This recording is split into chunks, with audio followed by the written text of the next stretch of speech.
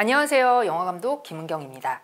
지금 보시는 컨텐츠는 이야기가 있는 유튜브 컨텐츠 만들기인데요. 이야기가 있는 유튜브? 이런 의문이 드실 수 있을 것 같아요. 영화나 드라마야 당연히 이야기를 담고 있지만 과연 유튜브 컨텐츠에서도 이야기가 필요할까요? 하지만 우리는 이미 이야기 속에서 살아가고 있습니다. 우리 얘기 좀 하자. 너 이야기 좀 해볼래? 이렇게 우리는 나라는 주인공을 중심으로 하루하루의 삶을 이야기로 경험하고 또 이야기로 소통합니다. 그럼 우리가 이야기를 하는 이유는 무엇일까요? 나 자신이 어떤 상황이나 사건을 겪은 후에 뭔가 변화가 생기고 그 변화를 상대방도 느끼기를 바라는, 즉 소통하고 공감받기 위해서 또는 누군가를 설득하기 위해서 우리는 이야기를 합니다. 만약에 환경 보호에 대해서 누군가를 설득할 때 환경오염의 객관적인 수치를 제시하는 것보다 환경오염으로 괴로워하는 아기 북극곰 이야기를 한다면 훨씬 더 마음이 와닿겠죠. 이렇게 우리는 이야기를 통해서 감정을 느끼고 마음을 움직입니다. 그게 바로 스토리텔링의 힘이라는 걸 이미 모두 알고 계실 거예요. 다만 크고 작은 이야기, 재미있는 이야기, 재미없는 이야기에 차이가 있을 뿐이죠. 그렇다면 사람들은 어떤 이야기를 재밌어 할까요? 빵을 예로 한번 들어볼게요. 첫 번째, 새로운 소재 또는 새로운 관점의 이야기. 일단 빵이라는 소재는 새롭진 않죠. 빵 먹기, 빵 만들기, 그런 콘텐츠는 이미 너무나 많습니다. 하지만 뭔가 새롭고 특이한 모양의 빵을 만들거나 전혀 어울릴 것 같지 않은 재료로 빵 만들기를 도전한다면 어떨까요? 뭔가 호기심이 생길 수 있겠죠. 두 번째, 타인의 삶과 마음을 엿볼 수 있는 이야기. 우린 사실 다른 사람의 삶을 엿보는 걸 굉장히 흥미로워하죠. 예를 들면 사람들의 절절한 사연을 담은 예쁜 케이크 만들기 컨텐츠는 어떨까요? 뭔가 사람들의 사연이 궁금증을 불러일으키겠죠. 세 번째, 대리만족시켜주는 이야기. 우리는 현실에서 이룰 수 없는 욕구들을 대리만족시켜주는 이야기에도 흥미를 느끼죠. 예를 들면 막 전 세계의 화려한 휴양지를 여행하면서 유명한 빵집 투어를 한다면 어떨까요? 이렇게 우린 새로운 이야기에 호기심을 느끼고 다른 사람의 삶을 엿보고 싶어하고 또 나의 욕구를 대리만족시켜주는 이야기에 흥미를 느낍니다. 그렇다면 이런 흥미로운 이야기를 어떻게 만들어야 할까요? 이제 이야기를 만드는 8단계를 함께 살펴보도록 하죠. 1단계, 소재 선택하기. 나는 무엇을 원하는가? 일단 어떤 소재로 콘텐츠를 만들고 싶으신가요? 요즘 유행하는 것? 아니면 뭔가 사람들의 호기심을 끌 만한 자극적인 것? 물론 사람들의 호기심과 인기를 끌 수 있다면 좋겠지만 일단 나 자신이 흥미를 느끼고 꾸준히 지속할 수 있는 무언가가 중요합니다. 이야기는 언제나 캐릭터가 무엇을 원하는지에 따라 그 방향이 정해지거든요. 그렇다면 여러분은 무엇을 원하시나요? 저는 다시 빵을 예로 들어볼게요. 빵이라는 같은 소재에도 누군가는 빵을 먹고 싶고 또 누군가는 빵을 만들고 싶고 또 누군가는 빵의 성분들을 분석하고 싶을 수 있겠죠. 자, 그렇다면 이제 한 단계 더 깊이 생각해보죠. 2단계, 동기 파악하기. 왜 이 이야기를 하고 싶은가? 나는 그것을 왜 원하는 걸까?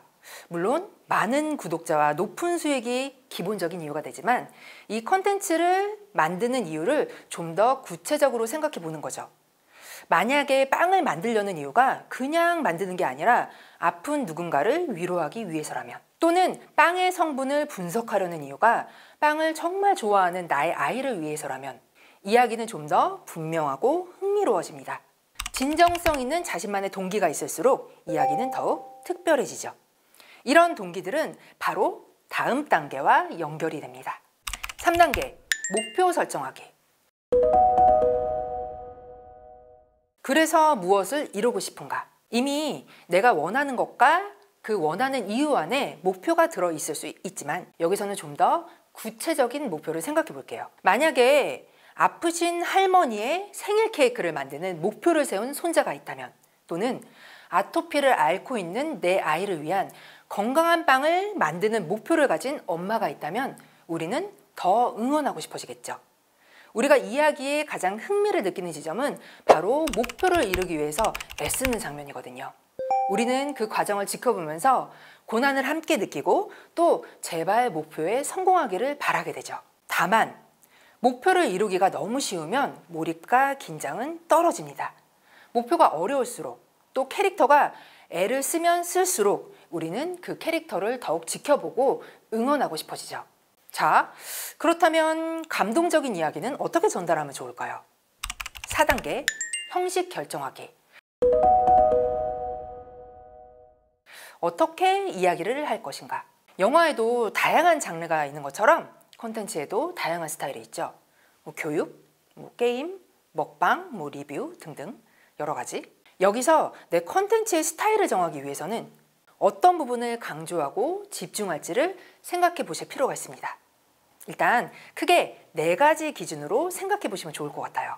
첫 번째, 공간. 예를 들면 빵뿐만 아니라 빵집 또는 제빵 학원이라는 공간도 중요한 요소가 될 수 있겠죠. 이럴 경우엔 그 공간 자체가 특이할수록 또 그 공간에서의 새로운 체험을 보여줄수록 더욱 흥미를 유도할 수 있겠죠.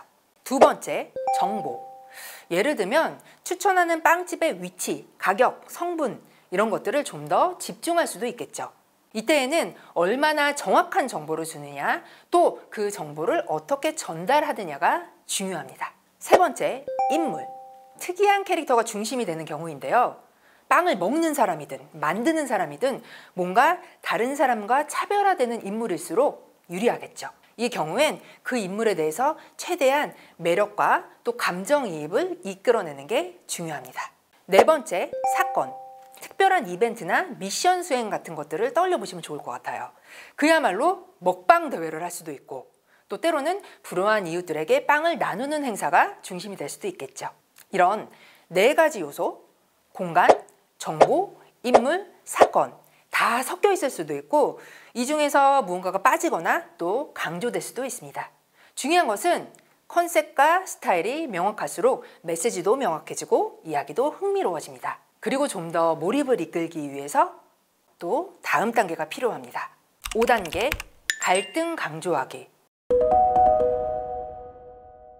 방해 요소는 무엇인가? 갈등이란 뭔가를 얻으려고 하는데 쉽게 얻지 못하도록 방해를 받게 되는 것을 말합니다. 감동적인 이야기의 핵심은 바로 온갖 갈등에도 불구하고 목표를 위해 애쓰는 모습입니다. 할머니의 생일 케이크를 만드는데 이미 빵을 너무나 잘 만드는 사람이 도전한다면 별로 흥미롭지 않겠죠.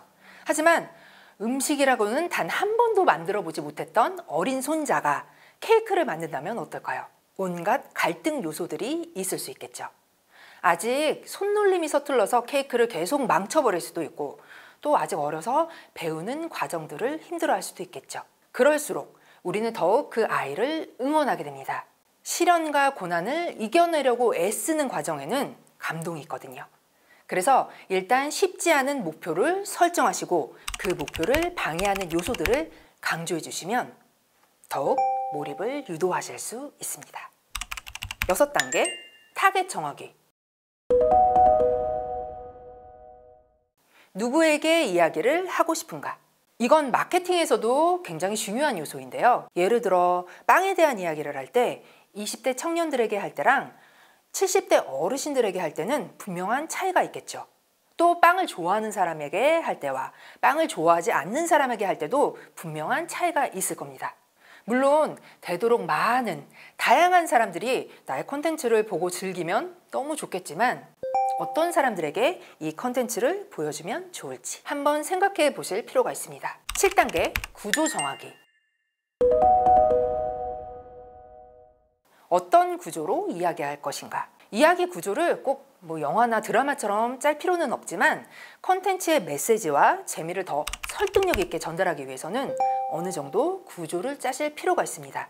이야기가 계속 반복되거나 산만해지면 집중력이 떨어지기 때문이죠. 정해진 시간 안에서 어떻게 시작하고 어떻게 끝을 맺을지 그리고 어느 시점에서 핵심을 강조할지를 미리 설계하실 필요가 있습니다. 아무리 빵이 맛있어도 계속 빵만 먹는 모습을 보여주면 재미도 없고 맛있게 느껴지지도 않게 되죠. 하지만 헤매고 헤매다가 겨우 찾은 빵집에서 마지막으로 단 하나 남아있는 빵을 드디어 먹게 됐는데 어라? 예상했던 맛이랑 너무 다르네? 이런 구조가 훨씬 더 몰입과 재미를 유도할 수도 있겠죠. 그리고 이제 마지막 8단계 결말 예상하기.